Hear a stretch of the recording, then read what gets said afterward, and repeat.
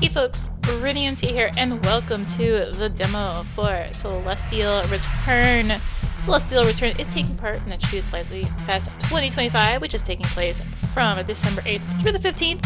So be sure to go check that out and check out this game among many other cool ones that are a part of it. So let's dive in. I also know it was recently on Kickstarter. I don't believe the Kickstarter is still going, but you can follow them on Kickstarter still. Anyway, let's go. Return book 1. So there's 3 books. Looks like they are locked. So I guess we'll just do book 1. Planet Zero, a world caught between the realms of sci-fi and supernatural. A world of contrast where the daily grind of high-tech life is punctuated by the occasional brush with the bizarre. A technologically advanced civilization, its inhabitants are divided into augmented humans and those who have chosen to remain fully organic. Chapter 1, Smoke and Whiskey. Howard sits alone at the counter in the Crow Jazz Bar, a refuge for those who have given up trying to pace with the city outside. Or trying to keep pace with the city outside. The faint glow of neon signs outside filters through cracked blinds, casting fragile light onto the bar's polished yet worn surface. His whiskey sits on the counter, a faint ring of condensation forming beneath the glass. He hasn't touched it. Instead, his eyes are drawn to the television mounted on the wall, its outdated screen crackling slightly as it broadcasts the evening news. In the update in suicide across Nethervale, authorities remain on the cause. To climb, leaving residents shaken and for answers. The low volume of the television leaves the words muddled, forcing Howard to strain to catch every detail. Move closer to catch every word. Howard moves closer to the television, weaving through rows of empty tables until he's standing right beneath the flickering screen. He rests an elbow on the bar, his attention fixed on the broadcast as a newscaster's voice sharpens, outlining the harsh reality gripping Nethervale. The community is in uproar, demanding transparency from law enforcement. What is driving this sudden epidemic of suicides? Who will step forward to shed light on these tragic events? Howard straightens slightly, the weight of the broadcast pressing down on him. The bartender sets the polished glass aside, her movements slowing as she folds her arms and watches the screen for a movement before turning to Howard.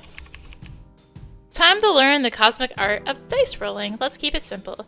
The basics. Every challenge is 4 slots. Dump 1 to 4 dice in them. More dice equals bigger chance to hit that success range. How to roll. Each dice equals 2. Roll 2 custom d4s. 0, 1, 2, 3. Add them up. Example. Roll a 1 and a 2. That's a 3. Not great, not terrible. 0 plus 0. Oof. Blame the universe. Slapping down 4 dice. Big brain, big energy. But heads up, these ain't your grandma's board game dice. Zeros can still nuke your total, so stacking them doesn't mean auto win. High risk, higher glory. Dice vanish after you roll. Use them, lose them. Run out, automatic fails, fam. Farm dice by exploring, finishing jobs, and poking your nose where it probably doesn't belong. Hoard like a loot gremlin, future missions will try to murder you. Save those dice. Embrace the chaos. Sometimes you gotta yeet 4 dice and pray to the void.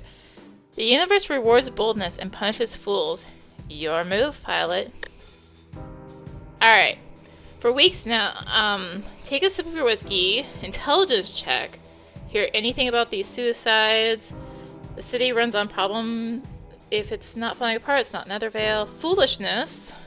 Maybe it's the city's way of promoting extreme sports. Jump off a bridge weak, anyone? Anger, just slam your fist. Persuasion. So when do you get off? Okay, that's a dice, the overlord. It's a persuasion. Alright, we'll do the intelligence one. The codex is... Why was it flashing in the back? The codex is your galactic gossip column. Survival guide plus survival guide. Here's the TLDR. Okay, some of the slang is a little... Oh. Slangy.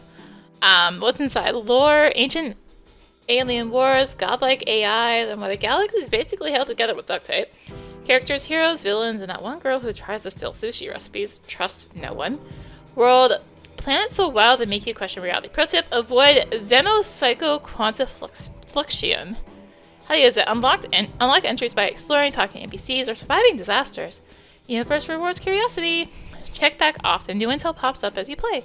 Why care? Lore is power. Know the void, sentient black hole, or become its snack. Characters lie. Trust no one with a spaceship. Read, survive, flex. PS typos. Blame our unpaid intern. Where they're editing. Alright. The bartender hesitates, her fingers absentmindedly tracing the edge of the counter. She glances around the bar as if checking for eavesdroppers, even though it's practically empty. People are saying it's the abstracts, like maybe they're behind it somehow. Howard's gaze doesn't leave his glass, his tone carrying weight. Wouldn't it be the first time? Yeah, but what the hell are they? Aliens? Something New Genesis cooked up? Doesn't matter, right? They show up, PID takes them out, everyone pretends that's enough, but it's not. Not even close. It's not. PID doesn't ask questions, not what they're there for. You don't need me to tell you the answer to that. Don't need me to tell you.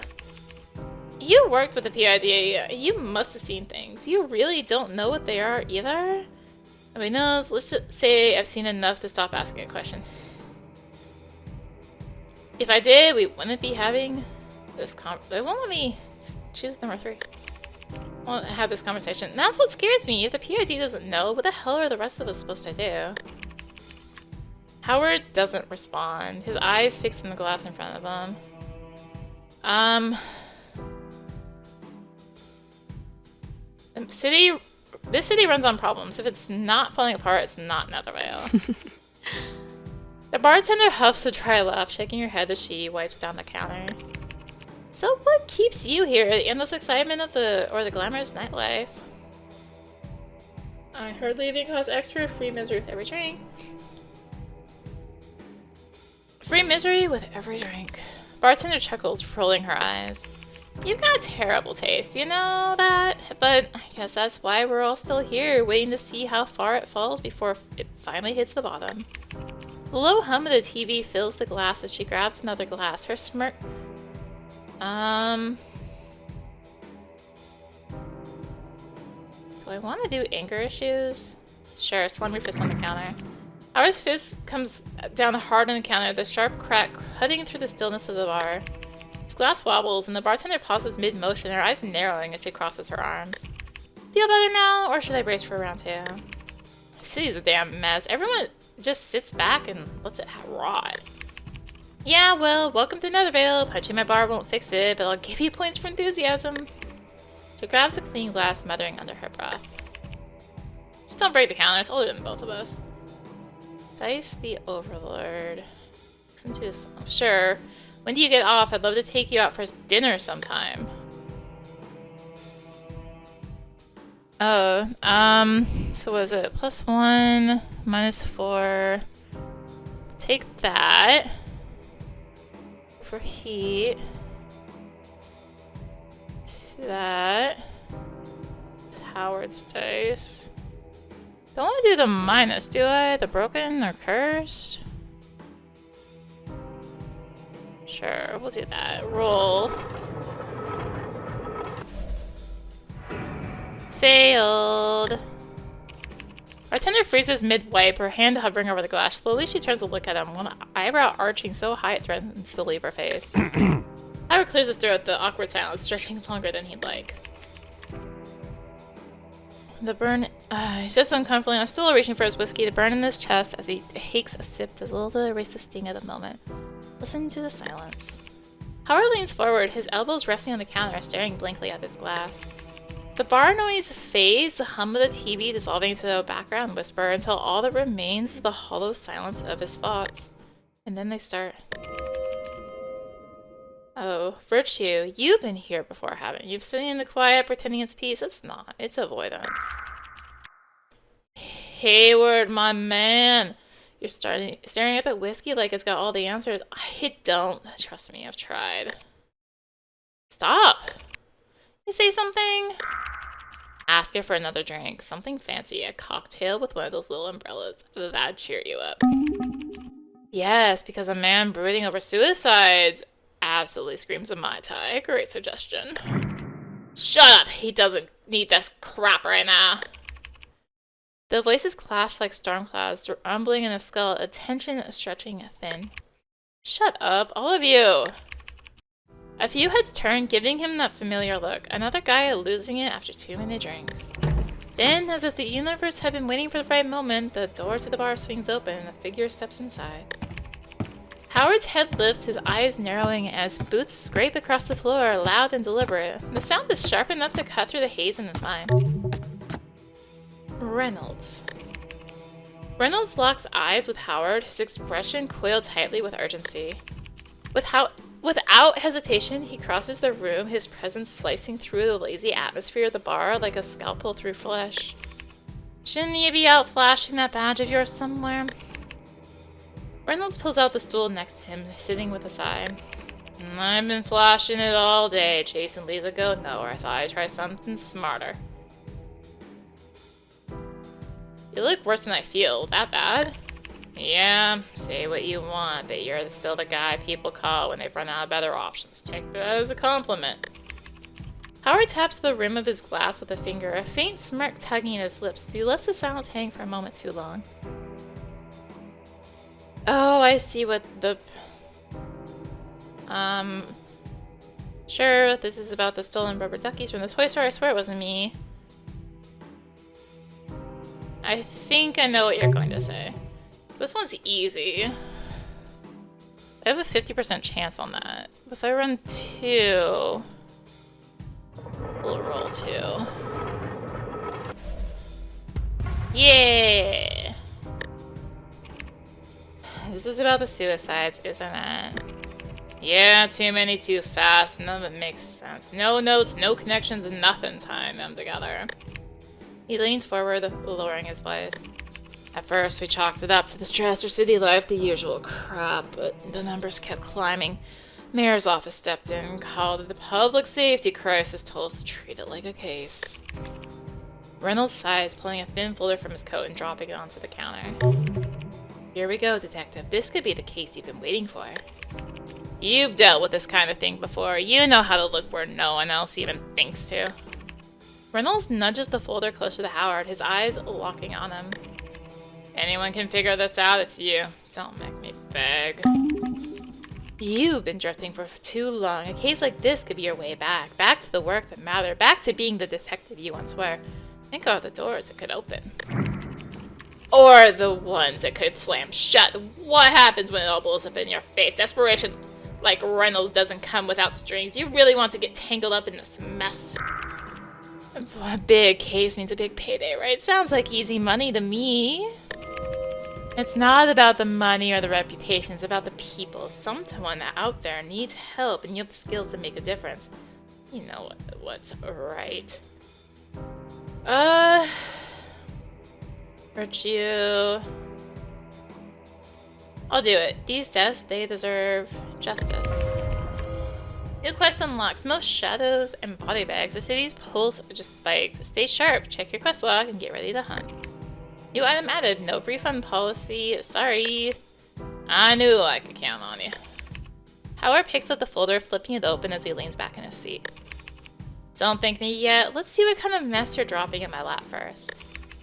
Reynolds adjusts his coat, tugging the collar up as though bracing for an unseen chill. It's a big one. Just don't say I didn't warn you. It's for the door, pausing briefly to glance over his shoulder. You know where to find me? Don't take too long. The door creaks open, letting in a sharp gust before it closes with a dull thud. Howard leans back, staring at the folder, its weight pressing down like the promise of trouble. Game 4 dice and 1 experience! Today's silence offers no applause, but it knows you've earned this. Leather veil, neon burns, shadows bite. Alright. Welcome to the gutter, Detective. You know these streets better than your own reflection, but let's see if you've still got the chops. WAS or right-click and drag to glide the map around. Double-click anywhere for hyperscape mode. Yes, this boost have illegal mods. No, don't ask. Exploring locations. Open spots glow with icons. Think cyber breadcrumbs. Click the icon. Howard autopilot's there. Sit back and enjoy the ride. One visit ain't enough. Places change every visit. Come back later, might not look the same. New dice, new loot, new danger. Say he's alive and it's hungry. Dance with it or get eaten. Alright, so I can go around with Waz. That's that. The statue. Detective's office. It's actually glowing. I think it's just a thing, right? What if I go to the statue? The city exhales as midnight approaches. Howard's footsteps echo too loudly in the abandoned square, his shadow stretching towards the statue. A jagged spire of should that be capitalized? Probably. It's a start of a sentence. A jagged spire of oxidized bronze, masquerading as a sailboat. Its sails are shards of shattered mirrors, reflecting fractured glimpses of the sleeping skyline. A flickering street lamp bathes in jaundiced light, making the structure seem alive, breathing. I don't want to kick it. Inspect it closely. Howard crouches, gloves scraping against the statue's unnervingly smooth base. His fingers trace the seams where metal meets pavement. No bolts, no welds, as if it grew here. Balanced. Squint at the mirrors, your face splinters into a dozen strangers. He leans in, the rain-warped reflection twists his face. 5 Howards all wrong, too cruel, too tired. One of them is smiling, their eyes follow him with quiet accusation. What are you afraid of seeing? Optical distortion, stress-induced paranoia, logically. Break the glass, see what they do. Howard's tiger's back. Think what it's supposed to be, if anything. Howard steps back, tilting his head. The shattered mirrors warp his reflection. He stares at the sailboat, or what claims to be one. Lines just jut out like broken geometry. It's chaotic, but not careless. You're wasting time, again. Rose would have known what this meant. Try to find peace in the design. Howard exhales and lets the noise fade. The statue looms, rain rolling off its surface like slow tears. The longer he looks, the less ugly it becomes. You're not broken for needing a moment like this. Pathetic, you'll die soft. What if I kick it? Howard glances around, empty square, no eyes. He steps back and delivers a firm kick to the statue's base. There we go, that's what justice feels like. Try punching it next. Maybe it drops the loot. Leave it. Howard takes one last long look at the thing before turning away, decisively shoving his hands deep in his pockets as he strides towards the square's exit, telling himself it's just a statue and not worth another second of his time, not tonight.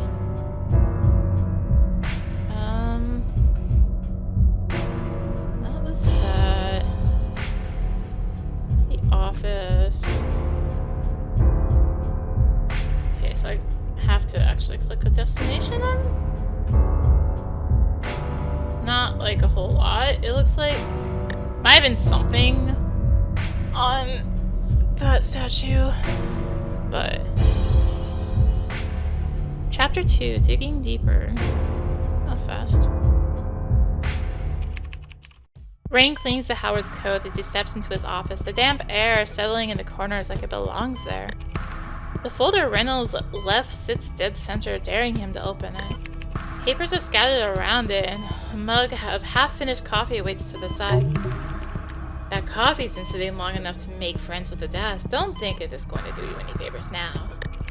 Howard exhales, his gaze shifting to the mug. The faint aroma of stale caffeine rises as he picks it up, tilting it slightly and watching the liquid swirl as if the answers might float on its surface. Stare into the cup and lose yourself in thought. Howard tilts the mug, the coffee swirls like it's trying to say something. His reflection stares back, fractured and warped. The silence in the room grows louder. Coffee looks like it's plotting something. Better keep an eye on it. Focus, Howard. The answers aren't in the coffee. You can't help them if you don't try. He sets the mug down, the ripples fading as he turns his attention to the folder, still waiting for him to face it. Every file like this is a reflection of a life undone. It's not just death, Detective. It's the echoes of everything left unsaid, every choice that led them here. You owe them at least that much. The longer you sit there, the colder the trail gets. Open the folder, start with what you know. Howard pulls the folder closer, its worn edges rough under his fingers. Inside, a jumble of photos, reports, and scribbled statements awaits to be sorted. The uneven tabs marking each case catch his eyes as he scans the stack, deciding where to begin. Say a silent prayer for the souls of the departed. Howard lowers his head, closing his eyes in quiet reflection. Silent prayer forms in his thoughts. A gesture. I saw my dice. Something? Or just UI. A gesture of respect for the lives lost and the questions they left behind. May they find peace. When he lifts his head, a calm determination takes hold. He turns back to the folder, ready to uncover the truth behind these census deaths. Check your horoscope for guidance, sure. Howard leans back in his chair, pulling out his comic and navigating to the astrology app he never admits to having. Are we really doing this right now? Relax, maybe the stars don't have the answers you need. He scrolls past the banner ad for Chakra Enhancer 3.0 and a pop-up offering 10% off psychic neural tuning before finally landing on this horoscope. Capricorn, the answers you seek are closer than you think. Trust your instincts, but beware of overthinking. Also avoid dairy products today. Howard stares at the screen for a moment, then lets out a dry snort. Overthinking? Me? Never. Tosses the comic back onto the desk and the folder waiting for him like a patient teacher. Time to let the stars take a break. He's got work to do. Howard lays the files across the desk, each name a quiet weight on paper waiting to be understood. Izo Ogura case. Howard pulls out the Izo Ogura case, flipping it open. A mess of reports, photos, and dialogues spill onto the desk. Background. Izo Ogura, 32, independent meth finder. Last known residence, Unit 47C, Harlow Tower, Lower Grids. Lived alone. No registered family or emergency contacts. Operate primarily in underground nest banner net circles. No criminal records or flagged activity prior to the incident. Finance is stable, no debts or no known personal disputes. Digital footprint suggests minimal social interaction outside of work-related transactions. Just another ghost in the system until he wasn't. Crime scene photo. Howard picks up the top photo and sizes it carefully. The image is grainy, taken from the wrong angle, like the investigator didn't want to get too close. Izo Ogura is slumped forward in his chair, his neural weave still lashed onto his head, the sleek headgear tugging his skull like a parasite.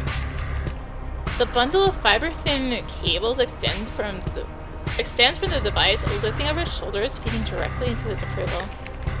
Near his console, a packet of nutrient paste lies open on the desk, its contents squeezed unevenly towards the top. The paste is smudged across the surface like it was set down mid-bite. He wasn't done with it. The dialogue. Howard scans the dialogue report, a cleaned-up transcription of Ogura's final session. Every entry is accounted for, but the details raise more questions than answers. Session start, timestamp unavailable, initializing access protocol, bypassing external security layer. PID database identified, running decryption sequence, firewall breach detected, security response engaged, trace attempt detected, reversing access channel. Countermeasure loop detected, system behaving abnormally, unexpected data signature found, source unknown. Nobody just pushes through a PID database. Their system locks you out before you even know you're in. So how the hell did Ogura get this far? Scans the final entry again. No forced disconnect, no shutdown sequence, just a hard stop, like the system wiped itself clean. Howard leans back, rubbing his thumb over the edge of the paper. Was Ogura really that good, or did someone leave the door open for him? Witness statement. Howard flips to the next page, scanning the statement from Ogura's neighbor. The handwriting is stiff, lacking any trace of emotion. Either the witness didn't care, or they were choosing their words carefully. Lived next door to Ogura for a while, didn't have much to say. He kept to himself, never caused trouble. Last time I saw him, no idea. Maintenance went in after his rent auto payment failed. Door was still locked from the inside. Autopsy. Howard flips the autopsy report, scanning past the standard medical jargon for anything that stands out.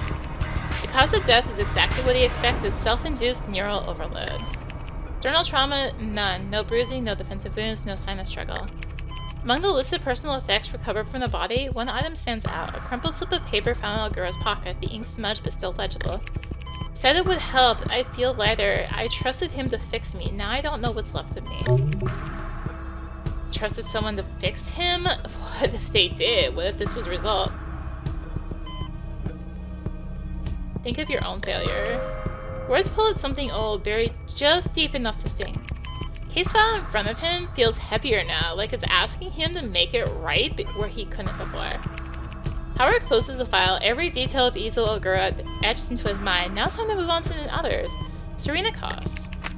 Serena Koss, a corporate executive for Ectovision, died after jumping from the balcony of her luxury high-rise apartment. Crime scene photos. Images show Serena Koss lying on the pavement, her body sprawled into like a discarded marionette. One of her legs is dislocated at the hip, the other twisted so unnaturally it barely looks attached. Her head, or what's left of it, oh jeez, has split open against the pavement. Her brain, half mushed, half intact, spills unevenly from the ruin of her skull, streaking the concrete like something that tried to crawl away. He's seen plenty, but this sticks like the fall hadn't just killed her, it had unmade her, rearranged her body into something awful, something wrong. Security footage report. Howard flips through the security report, eyes moving over the transcript. Her balcony railing is low, barely waist high, easy to climb, just as easy to trip over. Footage is clear, she didn't fall, she stepped. 2:14 a.m., Serena Koss walked onto her balcony, stood motionless for 6 minutes and 32 seconds, and moved forward like it was the most natural thing in the world. One detail catches attention. 2:20:46. Incoming crewmate call. Caller ID unknown. 2:20:48. Subject steps forward. 6 minutes of nothing, then a call, then a jump. Someone reached her at the last second. Whoever it was, they didn't try to stop her. Autopsy reports. Howard flips to the autopsy report, looking for anything unusual. Cause of death is obvious. Blunt force trauma from a high-altitude fall. The injuries are exactly what you'd expect from that kind of drop. Nothing more, nothing less. Witness statements. Howard scans the report, pausing at 2 relevant entries for approvals biometric records and a statement from a neighbor who had been paying attention. A household assistant synced to her approval, tracked her vitals like clockwork. No irregularities, no stress indicators, except for one anomaly right before she stepped off the balcony. 2:20. Serotonin levels spiked abnormally high. No recorded physical stimulus. A neighbor, someone she spoke to now and then, had seen her outside more often than usual. She stood out there for hours. Even in the rain, she wouldn't move, just staring at the skyline. I asked her about it once. She said she liked the wind. It made everything feel lighter. That word again. Lighter. Howard closes the file, every detail Serena Koss etched into his mind. But now it's time to move on to the others. Attilas Gorvez. Howard flips open the file, scanning the first few pages. Attilas Gorvez, tech doc, was found dead in his workshop, surrounded by unfinished augments and scattered tools. Cause of death, self-inflicted asphyxiation via biogel exposure. No sign of struggle, no forced entry. His own hands were at his throat, deep scratches along his neck where he tried and failed to breathe. The biogel had hardened inside his airway, sealing it shut. Gorvez used this stuff every day. If he wanted to die, why pick something so slow? Crime scene photos. Howard picks up the first photo. Gorvez is slumped in the corner of his workshop, his back against the wall, legs sprawled out, fingers curled stiff near his throat. His lips are blue, his jaw locked open, a thin trail of dry blood running from one nostril. Second photo shifts to his workbench, tools scattered, a half-assembled augment clamped in place, casing pried open. The biogel vial lies nearby, overturned, residue hardened around the rim. He was working on something right up until the moment he died. Autopsy report. Howard flips through the autopsy report, focusing on the key details. Nothing unusual stands out. Cause of death, asphyxiation due to biogel expansion in the airway. External trauma, deep scratches along the neck and chest, self-inflicted. Toxicology, no traces of drugs, alcohol, or sedatives. Last recorded conversation. Howard scrolls through the report until he finds Gorvez's last co-make transmissions. Most are business-related orders, client requests, supply shipments, but one contact keeps appearing, always late at night, always brief. Outgoing call, private line. Same time tomorrow? Unknown, of course. Progress takes consistency. Call ended. Data exchange had been logged every few days for the past 3 months. No details, no names, no contacts. Sounds like a regular appointment, but for what? Personal notebook. Howard picks up Gorvez's warm, grease-stained notebook. Its pages filled with quick notes, half-legible scribbles, and workshop schedules. No digital logs, no approval sync, just ink on paper. Most of it is routine, augment diagnostics, price estimates, follow-ups. The last few pages are different, messier, written with a shaky hand. Delay on shipment. Wrong parts again. Order more Neuralink circuits. No more stim boosters. Too unstable. Near the bottom of the last page, barely legible. If it happens again, I have to tell someone. Howard closes the file. Every detail of a telescope Orvez etched into his mind. Now it's time to move on to the others. +1 experience gained. Oh, that's my experience. Pulled from ink-stained papers and sleepless hours. Oh, yeah. Alright, Howard leans back, rubbing his eyes. 3 suicides clean on paper, but something stinks. He's been poring over the files for hours, and nothing lines up the way it should. Rain crawls down the window in uneven trails, neon reflections bleeding into the dark. For a moment, he just listens to the city, to the hum of things moving unseen. What's this? Insights, quest log. This? Okay. His fingers tap against the desk slower now. He needs another angle, someone who sees things differently. If only she was here. She always knows where to start. His limbs grow heavy. The words on the files blur together. Just a minute. He just needs a minute. The rain whispers against the glass as his head dips forward onto the desk. Chapter 3. Questions and answers. Next morning.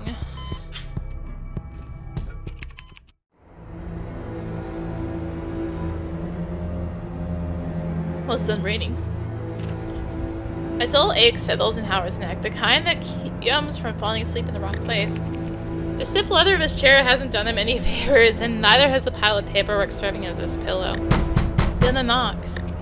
Soft, measured, not urgent, not impatient, just enough to pull Howard from the depths of sleep. Howard stirs, blinking against the grit in his eyes. His brain claws in its way out of a dream, falling bodies, static-laced voices, and collides with reality. Then another knock, louder. Someone's begging for a broken nose before breakfast. Who is it? Howard's voice comes out rough, still thick with sleep. Brief pause, and the familiar voice, light, amused. And to me, your favorite houseplant. Now open up before I start growing roots out here. Howard exhales, running a hand down his face. Such a quiet morning. Let her in. You need the help. As Howard opens the door, he's met with a sight he wasn't prepared for. Standing before him is a man built like a tank, his neon green hair clashing against a tight pink shirt stretched to its limit. His left arm gleams with chrome knuckle implants. In one hand, he grips what looks like a stripper pole. Stripper poles were designed for combat. And the other, he holds a bowl. Inside it, floating like some overpriced centerpiece, is Rose. Howard blinks, then again. Still real. His brows knit together as he stares at the stranger. I'm still asleep, aren't I?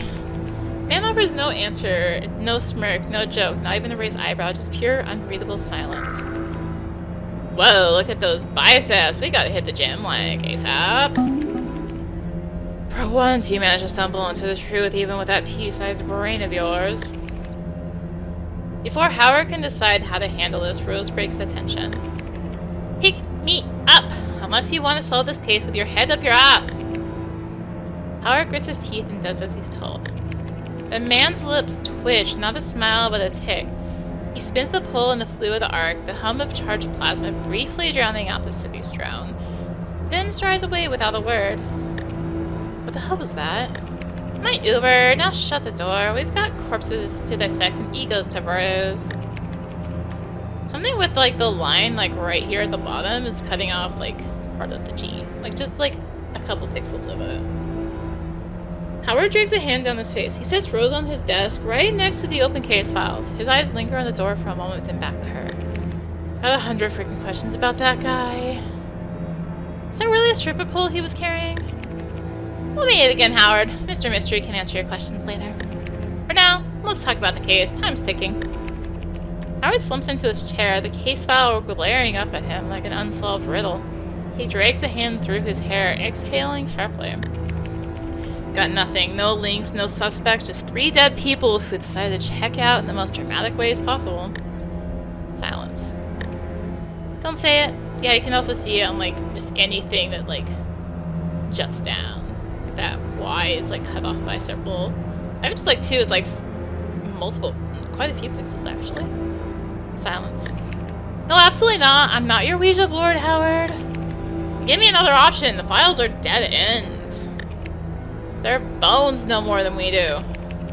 You think I enjoy scraping through the dead's regrets? It's not a parlor trick, Howard. It hurts every time. They're screaming.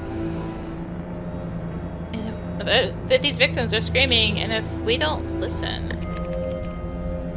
spare me the teamwork speech. You'll stand there like a brick wall while I choke on their sorrow. Again. Whatever, let's go before I remember how much I hate this part. Howard doesn't press it. He just grabs his coat, scoops up Rose, and heads for the door. Graveyard's waiting. Hope the dead feel chatty tonight. Detective's office. I need to pee. Can I figure it out before we left? Nature calls, I'll be quick. Howard heads back inside to the bathroom, placing Rose and their glass on the desk. You hints in your timing. A few minutes later, he reappears looking relieved. He picks up Rose from the desk. Feel better now? Much. Let's get moving. It's the office again, this time more determined to tackle whatever the city throws their way. Can I look at the statue again? Can I find the statue again? Cannot look at the statue again. Just the bar? Oh, the graveyard. Let's go to the bar. Howard's comic buzzes relentlessly, and urgent vibrations impossible to ignore. Answer the call. Hey, Howard. Okay, first off, this line's locked, so don't sweat it. Second, I tapped into the cops' frequency. There's a report from Lumen Street. Some dude's gone full on berserk, smashing up the place. MVPD's heading there, and you know what that means.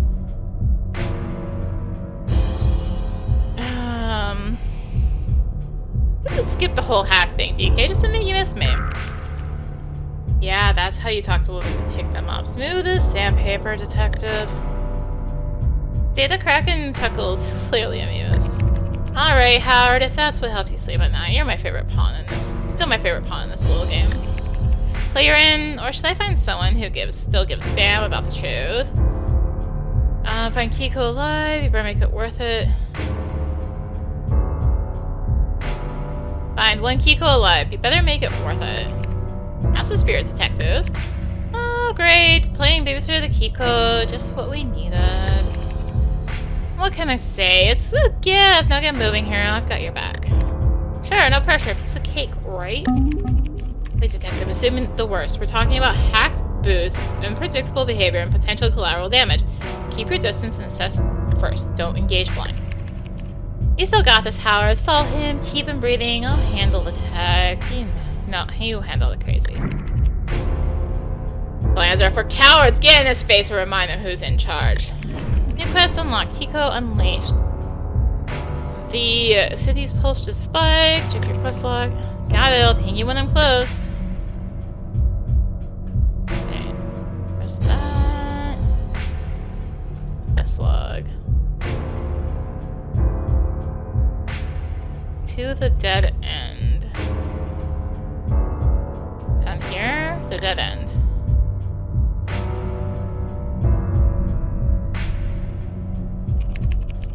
Oh wait, whatever. Howard and Rose stand at the mouth of the alley. The walls are covered in anarchic graffiti. Neon lights buzz faintly, casting flickering shadows over the piles of trash. The air is thick with a cocktail of filth, rotting garbage, mold, and something disturbingly organic. Sure about this, Howard? Even the rats are like, nah, not tonight. Place stinks to travel, feels like home to me. Well, however you're as good as you think you are, lead the way. As they move deeper into the alley, the ambient sounds of the city fade into silence. The oppressive atmosphere seems to press in from all sides. The flicker of neon lights reflects off slick-stained walls. Somewhere in the shadows, the faint drip of water echoes, sharp and rhythmic. The stench of rot grows stronger with every step. Rose mutters, her voice barely above a whisper. This place is getting friendlier by the second. Then a sound, a faint scrape of metal and stone. Howard freezes, instincts flaring. Another step forward and he catches the flicker of movement out of the corner of his eye. From the darkness, a figure steps forward deliberately and slow. Kiko blocks her way, his sharp, predatory eyes locked on Howard. Get away! You can't take me back! Relax, you're hacked, not hunted. Let me help before you short-circuit. Chop! They're listening. They're always listening. Howard pulls out his Homig, thumbing a quick connection to data Kraken. Your show now, DK. Just tell me what to do. Now time. Hold on. I'm hacking into the spectral side now. Keep him talking. Don't let him go full meltdown. DK works. Howard's eyes narrow, focusing on the Kiko's jittery movements and the gleaming boosts along his limbs. These boosts, they weren't cheap, not even a decade ago. Whoever this guy used to be, he wasn't a small time. The Kiko's erratic breathing grows louder, his eyes darting around the alley like a cornered animal. They're here! They're in the walls, the air, watching everything! He's not wrong. His signal's lit up like a Christmas tree. I can isolate the source, but you've got to keep it in one piece. This will take a minute. Persuasion. Convince the Kiko that you have voices in your head, too. Howard raises his hands, palms open, stepping closer without sudden movements. His voice drops into a calming tone. Relax, buddy. You're not losing your mind. You're just like me. Voices in your head, right? Wait. Is he talking about us? Like, right now? No, you doll. He's referring to data Holy shit, he's talking about us. No way. Wait, what? Yeah, all the time, but here's the thing. They don't control you. You control them. Ah, Howard, a truly profound moment. A reconciliation, a truly profound moment, a reconciliation of madness masquerading as wisdom. Yes, your inner chaos to another lost soul, as though shared lunacy is the apex of human connection. Bravo, truly. Plato would weep at your grasp of the absurd. Well, oh, look who cracked the code. Transparency just lit up. Buckle up, because Howard's inner drama is about to steal the spotlight. Well, I'll be damned. His system's stabilizing. Howard, he might have just psyched out a psycho. Reaching his firewall, almost there. Stay with him. Howard crouches slightly, keeping his voice calm as he addresses the Kiko. Start small. What's your name? Ghosts in the wires. Watching, listening, tracking. Yeah, well, I've dealt with worse than ghosts. Talk to me. What are they after? Data Kraken's voice returned sharper this time. Got a name, Victor Kale, former corporate enforcer for New Genesis, high clearance, prototype handler, top of the food chain. So what happened? Vanished with some big high-value tech disappeared, big scandal, no charges, no trace. And now we start puppet. I didn't steal, I swear. I did what they told me. Found something buried in his logs. The architect? No profile, no records, but it's tied to every action in the system. Hold up, there's a backdoor in his approval, and it's live. They're locking me out, Howard. Do something fast. Appeal to his humanity. Howard steps forward, his voice softening slightly, though it still carries weight. Listen, you're not just a Kiko, you're a person, and you don't have to let them win. They don't know control who you are. Victor hesitates, his breathing uneven, but the panic in his eyes softens. For a brief moment, the wild fear gives way to something more human. You don't understand. They've taken everything. Keep him talking. I'm planting Silver Fang into his approval. Not everything. You're still here, Victor. You can fight this. Let me help you. Good news and bad news. Silver Fang's almost in, but he's about to snap. Paralysis in 5, 4. Suddenly, Victor's body stiffens. His boosts flicker and freeze mid-motion, locking him in place like a statue. His eyes widen, darting around, but his limbs won't respond. Howard doesn't flinch. His gaze steady as the wail of distant sirens grows louder, pressing him to act. He's frozen, Silver Fang's in, but this only works if he stays breathing. Cops are almost here. Find a spot to dump him now. Howard scans the alley as the sound of distant sirens grows louder. He moves quickly, knowing they can't afford to lose this lead.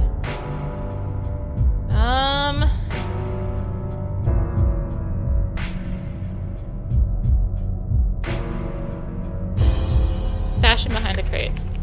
Howard drags Victor to a stack of crates and wedges him into the gap behind them. He adjusts a few boxes to fully cover the body. Nice work. Out of sight, out of mind. As Howard steps back into the main alley, the steady hum of the approaching vehicle AV grows louder, its lights flashing red and blue across the stained walls. The vehicle descends with a soft hiss, stirring the trash-strewn pavement. Two figures step out. The first officer, Heike, wearing a weary cop with a perpetually skeptical expression, locks eyes with Howard. Beside her, a tall alternator drops to the ground with a heavy mechanical thud. Figures it'd be you. You've got some kind of beacon for shit like this. Universe likes to keep me busy. Yeah, like a moth to a goddamn flame. Heike looks over at Alternated, then back at Howard, her expression that makes of boredom and mild amusement. Meet Tin Man here, latest toy from Neo Genesis. They call it Remlock Unit. Fancy talk for remote partner. Partner, I'm the one who's carrying this team, Heike. Don't let it go to your head. And before you ask, no, it's not running on AI. That's still illegal. Poor sap at the station's got the controls supposed to revolutionize the force, or so they say. Revolutionize? It looks like something they cobbled together out of spare parts. Says the guy who looks like way too comfortable in a back alley. Yeah, well, New Genesis loves tiny branding. Meanwhile, we're stuck field testing their half-baked experiments. So basically, it's just a glorified remote control with legs. Explains the attitude. Keep talking, buddy. You're real close to making my list. Alright, enough introductions. Let's cut the small talk. You gonna tell me what the hell's going on here? Or do I have to start digging? They're not here to dig. They're here to check a box and move on. If I were up to something, do you think I'd just stand around waiting for you? We got a report about some kind of disturbance. You wouldn't know anything about that, would you? Germans, haven't seen a thing. Maybe check your sources. Right, stay out of trouble. Howard, paperwork with your last name on is the last thing I need. Heike and the Remlock unit step back into their vehicle without a second glance. The AV's engines roar to life, lifting off and vanishing into the neon haze. The alley falls silent, leaving Howard alone. Wow, real defenders of justice there. I wonder if they even bothered to turn on their scanners.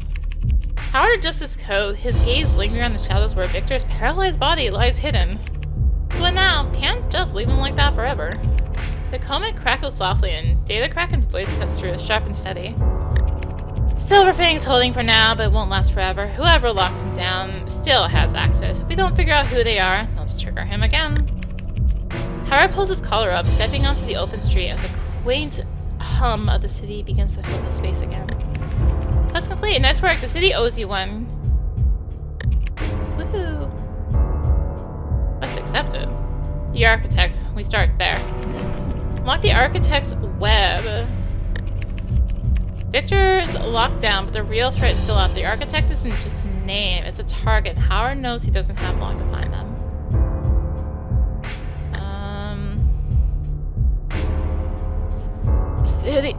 City full of shadows and your stubborn streaks. Lead the architect and hide from that.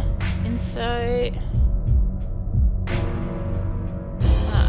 Boost. Oh, these are just like what my body has, I guess.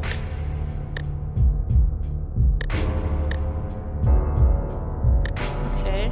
Inventory. Let's see, empty. Alright, anyway. So what do we got? That. Still never actually got to the bar, did I? Let's go back to the office. Now.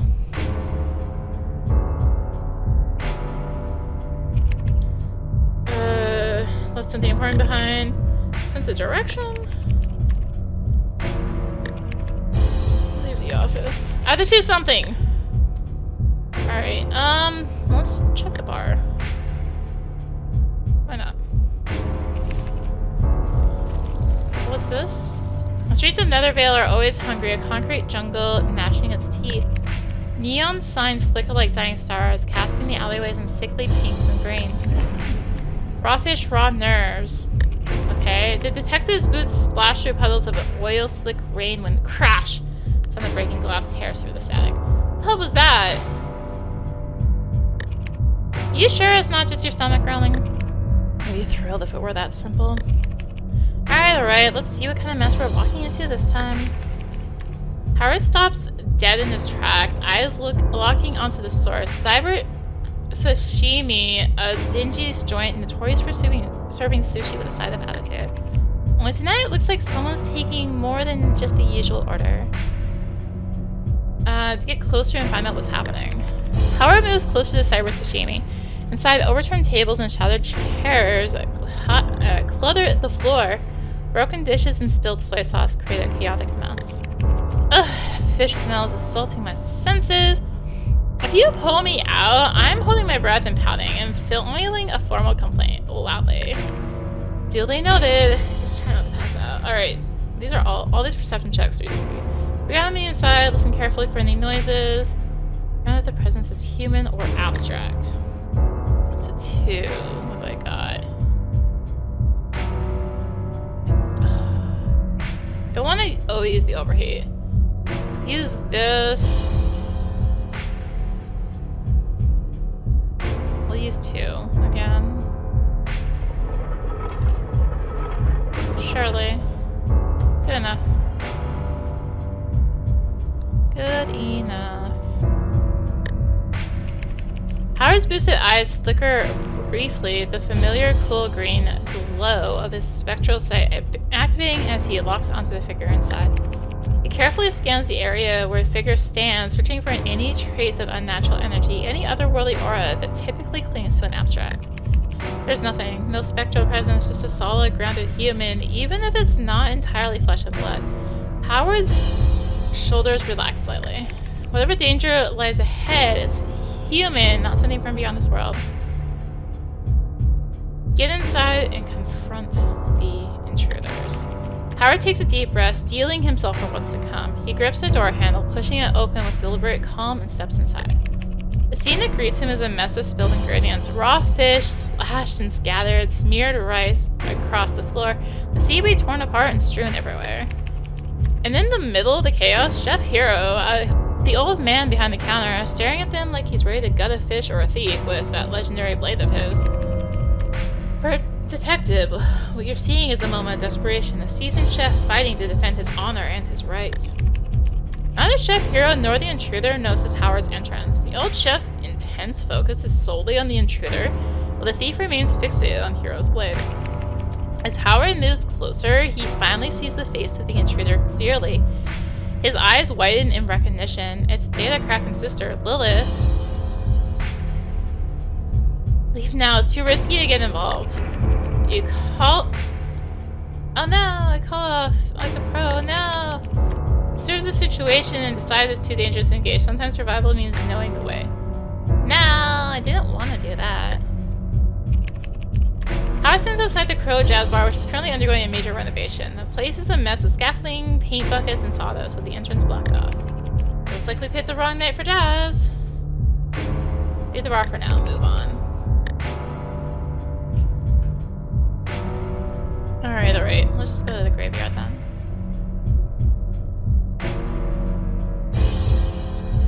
An unusual interrogation. I didn't want to cancel that quest, but my dice are all annoying. Hydration break. Another Veil buries his dead in 2 ways. The wealthy sink into the earth like fallen jewels, swathed in silk and steel, entombed beneath marble carved with lies about their virtue. Their augments, polished, gleaming, cling to their corpses like parasitic heirlooms, a final sneer to the world. See how even death cannot dull our shine. The rest burn, their flesh is reduced to smoke and memory, their ashes crammed into the columbarium's skeletal shelves. No steel, no silk, no steel, only barcodes in the hollow clatter of recycled biz. Metal outlives them, it always does. Howard stands in the old graveyard. The statues loom around him, their faces melting under years of acid rain, a slow erasure, just like the bodies beneath them. No amount of boost can outlast the pull of the earth. The gravedigger digs. His shovel cracks the earth with a wet, rhythmic gas, each thrust deeper than the last. Howard watches, his gloved fingers curling into fists. The dead deserve their rest, Howard. We should not be here. If they know something, they should have talked before warm food status. The gravekeeper keeps his eyes low, not out of respect, out of fear. Howard silences them all. The gravekeeper steps back, boots slurping mud. He doesn't speak, doesn't nod, just dissolves into the oak's shadow, leaving the hole gaping like an open threat. Howard kneels, the coffin lid groans as he pries it free. Inside, Izuo Ogura's body lies still, his face hidden behind a mask of solid gold. Howard doesn't need to guess what it means. A devotion mask, a mark of the people who believe in the abstracts, not as monsters but as gods. Abstract worshippers wear them in death or are forced into them depending on who tells the tale. This just got worse. Who's in next coffin? Serena Koss, same mask, same hollow stare. Third, Atelis Gorvez, gold again, flawless and cold, as it poured liquid over his screaming face. Shit, they were believers. Howard straightens, jaw tight, scanning the three graves before him. Examine the gold masks. Howard leans closer. The mask's surface isn't smooth, microscopic etchings swirl across its surface. Lick the mask for science. Howard peels back his glove, hesitates, and drags his tongue across the mask's edge. The gold tastes like rancid butter and burnt wiring. His tongue recoils, but where saliva meets metal, the mask's surface bubbles faintly, revealing dull, corroded metal beneath. Did you just... Experience gained! The outer layer is fake. This isn't pure gold. It's played over something cheaper. Survey the graveyard for anything unusual. Howard steps back, scanning the ground around the three open graves. His boots leave deep imprints in the wet soil as he circles. The only thing out of place here is you. Sometimes a grave is just a grave. Examine the victims, let them speak for themselves. We're gonna need answers. Yeah, lucky for us, we've got a direct line to the other side. One more thing before we start. Choose your questions wisely, Howard. They won't be answered forever. Izuo Ogura. Howard steps closer to Izuo Ogura's open coffin and lays Rose gently on his chest. Almost immediately, Rose starts to radiate a soft glow, bathing the cold, dark surroundings in the warm light.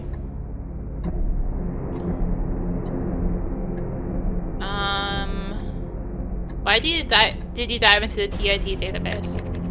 The silence of screams, he said. Confession would drown them, but depths won't dissolve in salt water. Who promised to fix you? A listener, a mirror, a man in white who called guilt a disease and sold me the cure. What do you see in the database? Fragments of pen-scratching names, mine among them, his handwriting.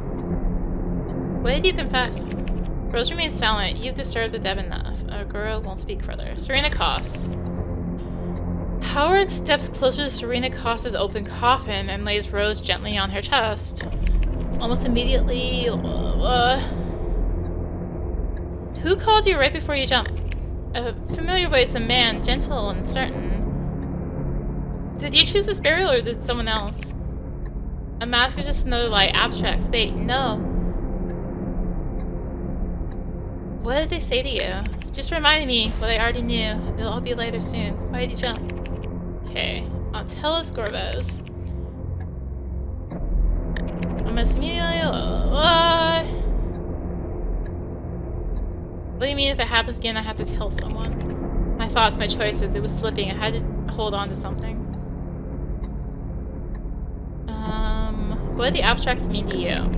A name people whisper when they don't want to blame themselves. Who were you meeting? A man who asked the same questions until my answers weren't mine anymore. Alright, the graveyard returns to darkness as Rose's glow fades, leaving them standing in silence. Howard takes a long, thoughtful breath and carefully places Rose back into his coat pocket. Abstracts, the mask, the rituals, it's obvious, Rose. They're involved. Seriously, did you even listen to them? That wasn't devotion. It was panic, confusion. Exactly. Exactly. Desperation makes people vulnerable, easy targets for manipulation. If the abstracts aren't directly pulling strings, their cult certainly is. You're not listening. Not one of them named the abstracts. Not once. Lighter, freedom, that's human, ugly, greedy, small. Howard shakes his head, already turning towards the gate. The abstracts make humans ugly, Rose. They always have. And what about the golden masks? Why bury them like believers? It doesn't add up. Why? Maybe someone wants us chasing abstracts. The masks are a misdirection, a cover-up. People lie to themselves. You know that better than anyone. Howard keeps walking, boots crunching gravel. You're making it fit your narrative, like always. I trust my gut, Rose. If it looks like abstracts, smells like abstracts, and I'm chasing abstracts, we're checking the cult. You stubborn ass. Open your eyes for once. This isn't cult. It's someone playing God. Howard doesn't answer. He pulls out a nether cuff and scrapes a match across the box. A brief spark lighting his stubborn eyes. Are you gonna look real pretty in a gold mask, genius? Destination marked. The cult waits. Celestial return.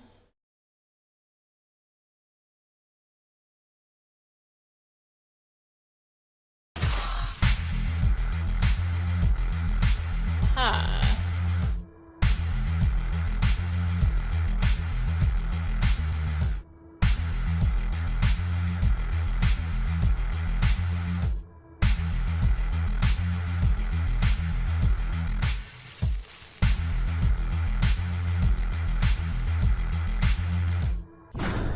Good. So we have a plan.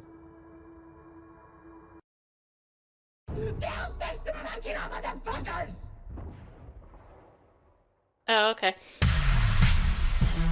Feeling when we get the F word in here anyway. Anyway, that was the demo for Celestial Return. Again, taking part in the Choose Wisely Fest. I didn't mean to back out of that one thing. I guess I probably could have done that, but oh well. Oh well. That's that. That was Celestial Return. Yeah, Choose Wisely, happening on Steam December 8th through 15th, 2025. This along with many other games taking part in it, so be sure to check that out. If you wishlist some, get some games, there'll be some discounts happening. All that. Thank you for watching though. If you enjoyed the video, consider tossing a like, comment, subscribe. Maybe click the bell for notifications. Also be sure to check out the description below. Various links, social media, Discord, come hang out, get notifications there. And until next time, this is rinimt signing out. Bye! Now go check out the festival. Bye!